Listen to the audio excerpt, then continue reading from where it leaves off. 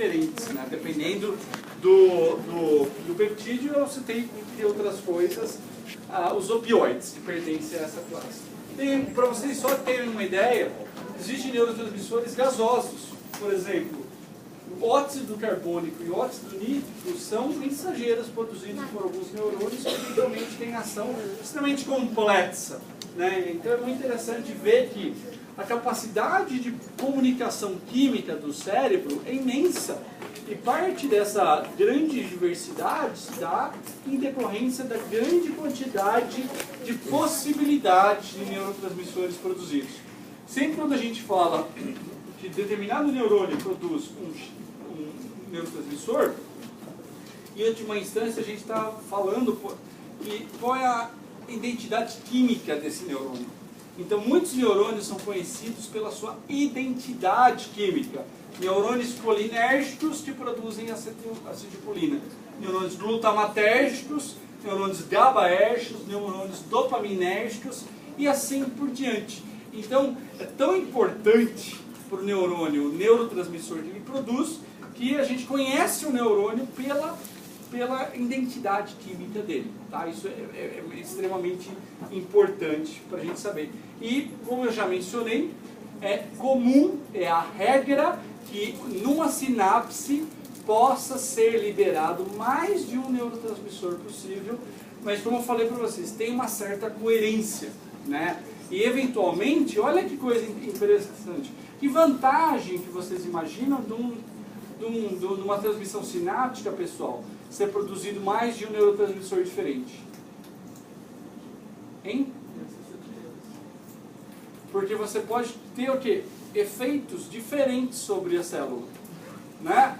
Você pode ter um neurotransmissor agindo rapidamente através de um canal iônico, e você pode ter um outro neurotransmissor agindo de uma maneira complexa na célula, mesmo que aquilo não evoque um efeito imediato, pode evocar efeitos a longo prazo. Então olha que coisa interessante, né? Então eu vou dar um exemplo talvez para ilustrar bem isso aí. Quando você tem um neurônio que produz acetilcolina que vai agir no músculo esquelético, você está pensando na transmissão colinérgica que controla a contração muscular, certo? O motoneurônio libera acetilcolina, o músculo contrai. Porém, existe uma classe de neurotransmissores frequentemente produzidos pelo neurônio que a gente fala muito menos, que são os fatores de crescimento. Olha que coisa interessante. Um pouquinho aqui na sinapse, de uma maneira muito menos frequente, você também tem liberação de peptídeos. E esses peptídeos não estão sendo secretados na sinapse para, por exemplo, regular a contração muscular. Mas eles vão agir nesse músculo, estimulando o crescimento muscular. Olha que coisa interessante. Então, uma base neural da hipertrofia, por exemplo, muscular, ela se dá o seguinte: quanto mais é o recrutamento do músculo pelo neurônio, mais ele libera fatores de crescimento. E o crescimento muscular, a hipertrofia muscular, ela não é uma coisa que acontece apenas pelo fato do músculo contrair, mas ele também acontece em decorrência de um estímulo anabólico produzido pelo motoneurônio, proporcional à quantidade de ativação do neurônio.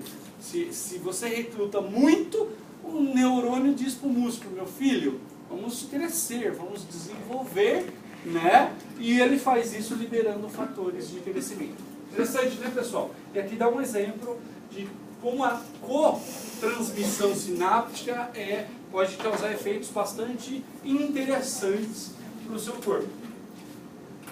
Bom, uma coisa que eu queria mencionar para vocês é o seguinte: a maioria dos neurotransmissores, eles são produzidos aqui no terminal sináptico.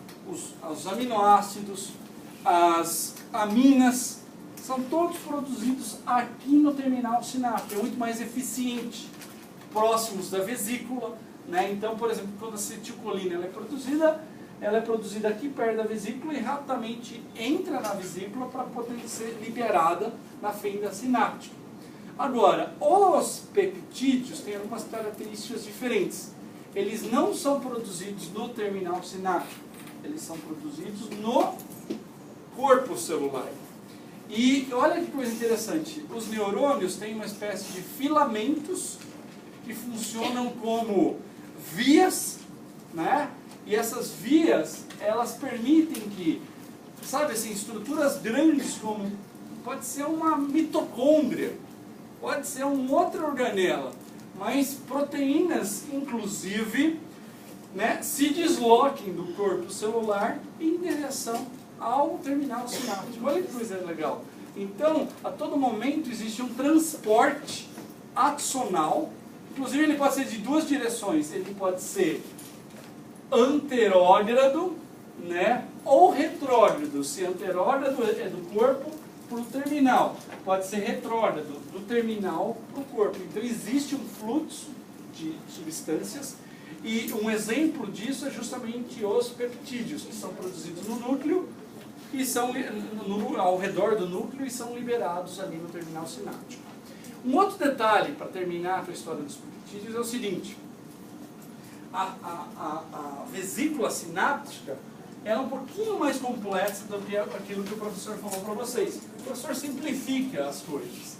Então, olha só, vamos pôr um pouquinho mais de detalhes e vocês vão entender como eles são interessantes. Imagina que isso aqui, pessoal, é o terminal sináptico de um neurônio. E aqui tem a membrana pós-sináptica.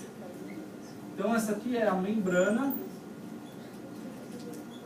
pós-sináptica, onde tem os receptores. No terminal sináptico, a gente já viu que existem as vesículas sinápticas. E essas vesículas têm neurotransmissores dentro delas. Na realidade, na membrana pré-sináptica, que é a que libera o neurotransmissor, existem regiões chamadas, são regiões especializadas, são regiões chamadas zonas ativas. As zonas ativas são áreas onde a vesícula se funde. A vesícula sináptica não se funde em qualquer lugar. Ela se funde com a membrana para liberar os neurotransmissores justamente nessas zonas ativas. E é justamente nas zonas ativas onde tem os canais de cálcio dependentes de voltagem. Então, a zona ativa nada mais é do que uma região de alta eficiência da transmissão sináptica na membrana pré-sináptica. Por quê? Porque concentra os canais de cálcio.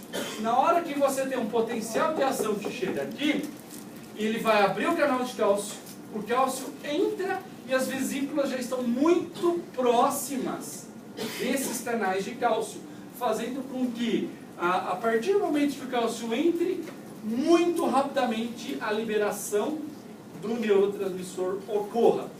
Tá? Essas vesículas que estão na zona ativa, normalmente têm ou aminas ou aminoácidos. Existem outras vesículas que normalmente elas estão a mais distância, e essas vesículas verdes, por exemplo, têm peptídeos. Então olha que coisa interessante. Frequentemente os peptídeos estão em vesículas diferentes daquelas vesículas dos neurotransmissores convencionais, como aminoácidos e aminas. E elas ficam a mais distância. Qual é a implicação fisiológica disso? Olha que interessante. Essas vesículas com peptídeos são recrutadas apenas quando a concentração de cálcio intracelular aumenta muito.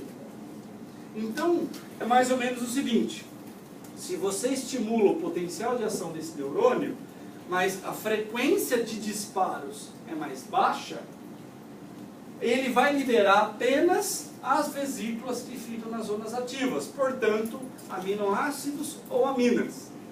Para que ele também libere peptídeos, a frequência de disparo desse neurônio tem que aumentar bastante. Isso significa que normalmente peptídeos são liberados quando o neurônio está em alta atividade. E aqui até ajuda a gente a entender aqui. Por que você vai estimular o crescimento muscular se esse neurônio recruta pouco, né?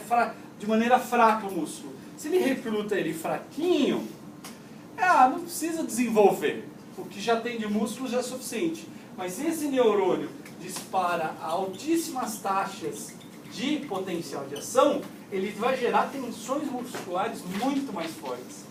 E aí a célula pensa, bom, se eu estou recrutando isso aqui muito forte, muito intenso, aí talvez seja uma vantagem eu liberar peptídeos que induzem o anabolismo proteico aqui.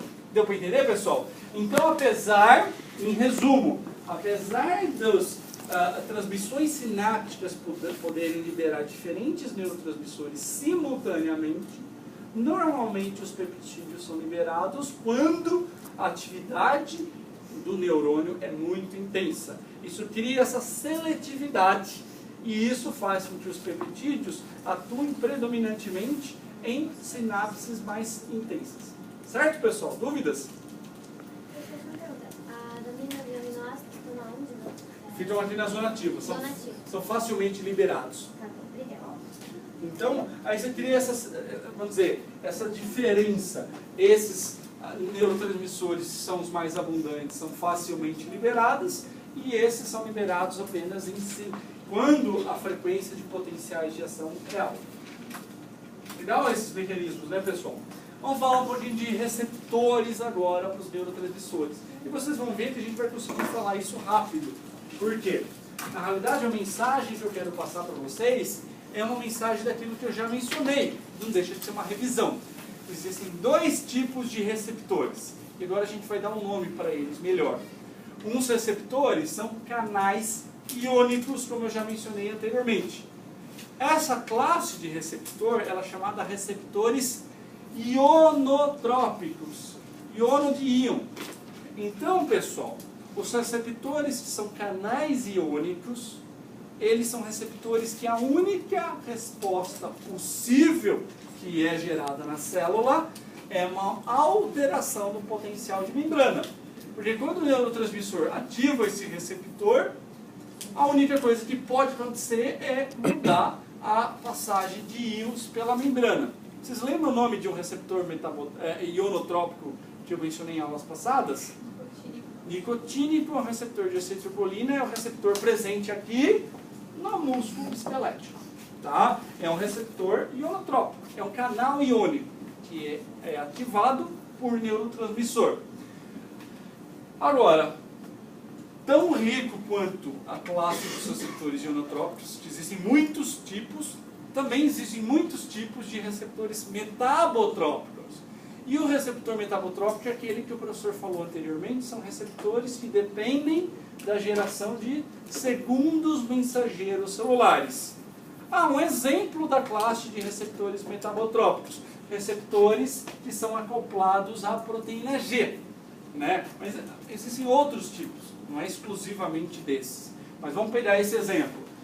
O receptor acoplado à proteína G é um receptor na qual o neurotransmissor se liga e devido à associação deste receptor com uma proteína G, isso pode alterar a produção de um segundo mensageiro celular, levando, por exemplo, a diversos tipos de efeitos celulares.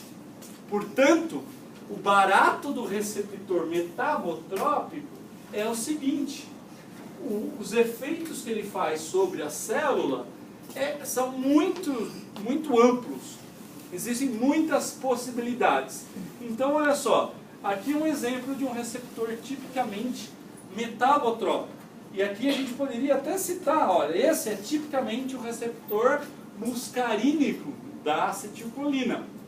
Então, nesse tipo de receptor metabotrópico, a acetilcolina ativa o receptor, que por sua vez ativa uma proteína G. A proteína G ativa uma enzima chamada adenilato ciclase, que catalisa a produção do AMP cíclico.